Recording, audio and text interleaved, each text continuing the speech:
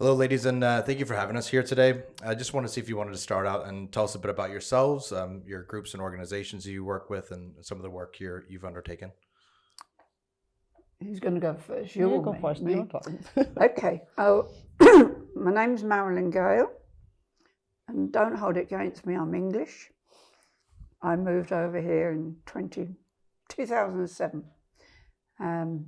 Got roped in to join the Golden Oldies, and within 2 years their chairperson died and I was asked to take over. Had to tread very carefully, of course, because I didn't want to be the outsider changing everything that had been going for a number of years. But we go out normally from March till the end of September before it starts to get too cold. They like to go shopping. That's their favourite pastime. But I try and get them to visit things that are more of cultural interest, museums, churches. Involve the Dunloy group as well that Marie runs, the Active 3G. They come with us across the border of the Frosses, and we just generally have a good time. We meet in the school once a week, and with funding through the BCRC, we've managed to do quite a bit. We've done the Titanic Centre, we've done the American Folk Park, and it's quite amazing how many local people, born and bred here, haven't even been to the Giant's Causeway, which is on their doorstep. But being an outsider, that attracted me. I wanted to go and see it. But that's basically what we do. But COVID has made it a lot different. In March last year, at a moment's notice, we had to shut down, cancel the first trip of the year, and we haven't been able to do one since, because you can't sit on every seat in a coach. And for a charity group, taking out 30 to 40 people each month, and you've got to sit only one seat in 3, and you can't sit with anybody unless they're part of your bubble or a member of your family, you're ending up with wanting to hire 3 coaches. So financially, that was a no-no. And it still is until social distancing is lifted. We're trying to do our first group gathering beginning of December at the Tullyglass. They've offered us a private room, and we will get Dunloy group to come with us for a Christmas dinner. But I've already warned the club we can't meet until next April. That is when it'll be safe. The school where we meet is still using the assembly hall as an overflow for the classroom. But the group as a whole, we've kept together. Along with one of my committee members, we go out every month and we call, knock, and make sure our members are all right. They've got everything they need. They know what's going on, because everything is online. And 2/3 of my members don't do online. That's for hanging out the washing, not computers and what have you. So that's been a big hurdle, trying to get the information out to the elderly. And I do a newsletter every month. And thanks to the BCRC, they do all the printing for me. They're doing a batch on Wednesday. Any leaflets I can get hold of, they go out. And every so many months I do up a goodie bag with gifts, cakes. Easter, they all had Easter egg. Mm-hmm. Just finding ways to keep engaged with the community and connected to them. And making sure they're all okay. Yeah. Thank God they are all okay. We had 2 members got COVID. Fortunately, they were a bit younger. They were in their 50s, late 50s. They've survived. They isolated and they're doing all right. Mm-hmm. But that's us. Marie, has it been the same experience with your own group? Do you want to talk a bit about what your group does and how they've been impacted by COVID as well? I suppose in some ways my group is different.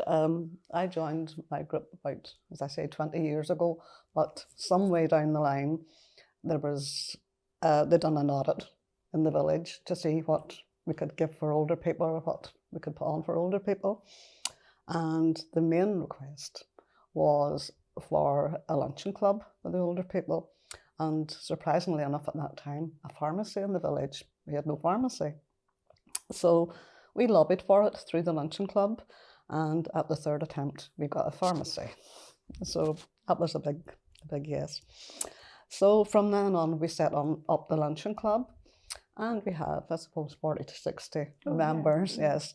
And Marlon's group, some of them come to our lunches and we go to their lunches. So it's a very social thing across community as well. And we exchange trips as well, which is great. But as for all the reasons Marlon has given, the COVID has had an effect. So we just had our last luncheon club, I think on a Friday, when the following month everything dried up. We couldn't do anything. Before that, we had been doing yoga classes.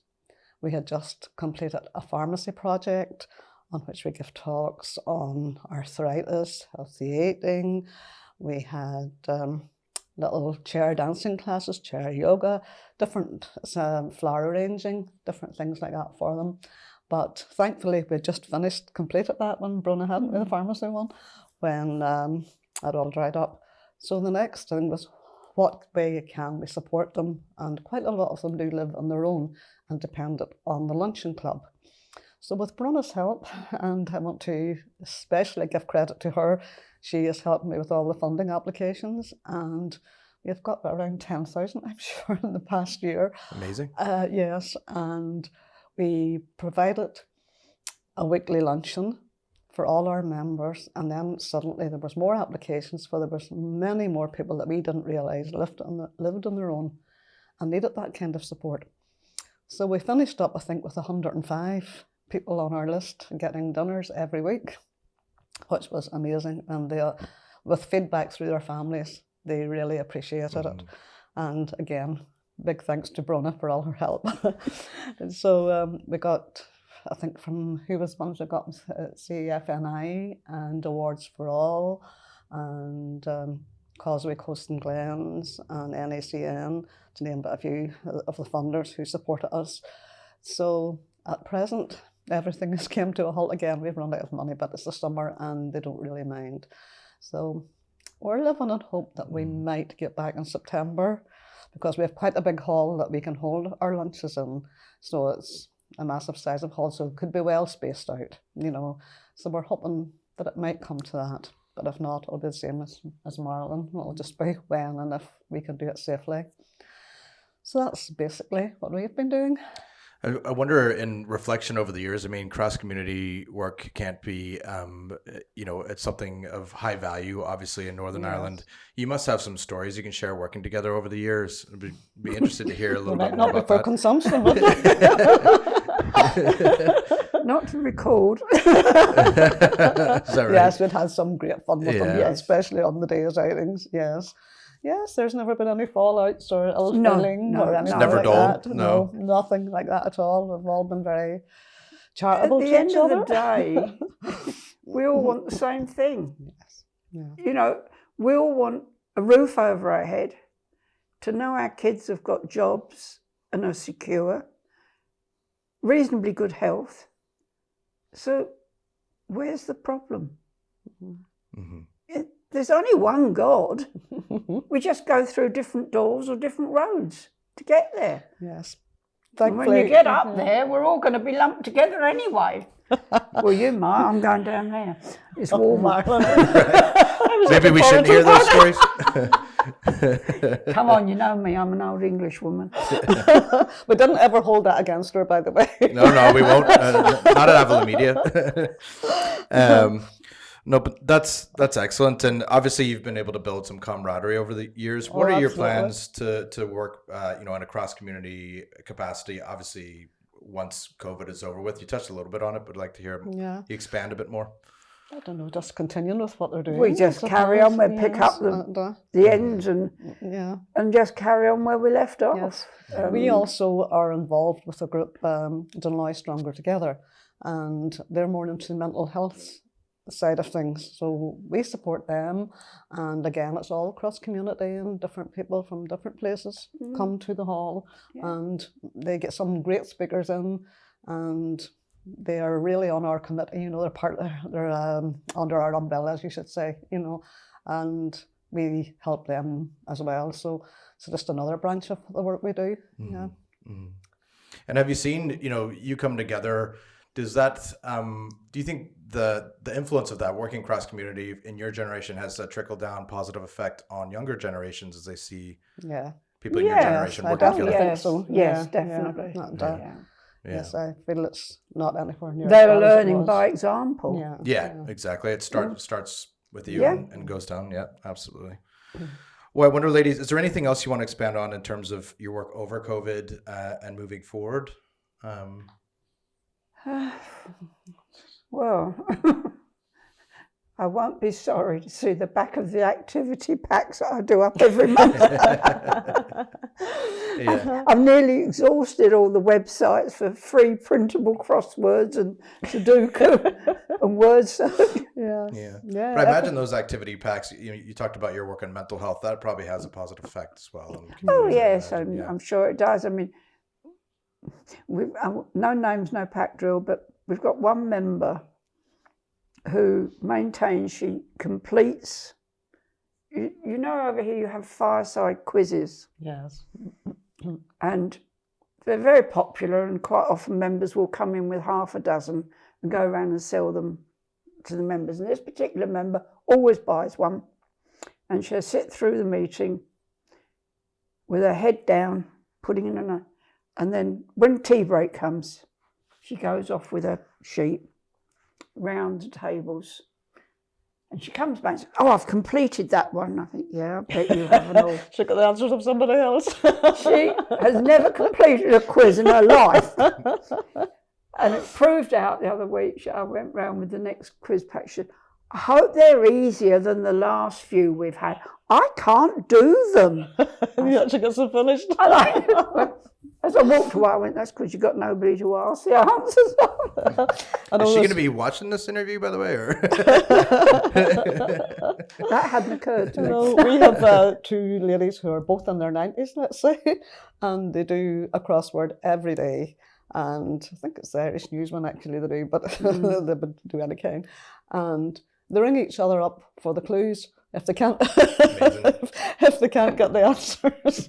That's community in itself 90s. Right there, Yeah, but there's a difference on the odd one or two and going around with the whole sheet, getting it filled in by other people's efforts. Amazing. Just want to finish with one last question here. What's your message for the community at this time, as hopefully we're getting near the end of COVID? COVID is what it is. We've had to learn to live with it. We're going to have to learn to live with it for a long time. But we will get back to normal. We will go out again. We will enjoy ourselves, and we'll all meet up again every week. And God willing, I'll still be in charge, so they better do as they're told. I don't know, I would probably say something similar, that we do look forward to them. Another aspect of mine is, though, there was quite a lot of my members were going towards 90 or in their late 80s. So we've had quite a lot of them that has died over COVID, but not through COVID. And we'll have to build up the club again, you know, from that when we go back. But I think we will do that because of the reputation we've got, you know, during the COVID and the help that we've given them. So I'm hoping that will be bearing effect on them, you know. So we do look forward to getting back to them again. It's the crack you miss, I think. Oh, absolutely, and the stories. Yeah. And yes, and 100%. Well, I think with the great work that you're doing together across community, across communities across Ballymoney, I have no doubt that once we get back to normal, the crack will be 90 again. So. I hope so. There'll be a few stories told, I'm sure, over the tea breaks. Maybe one or two made up as well. Oh, yes, more than likely. As you do. You do.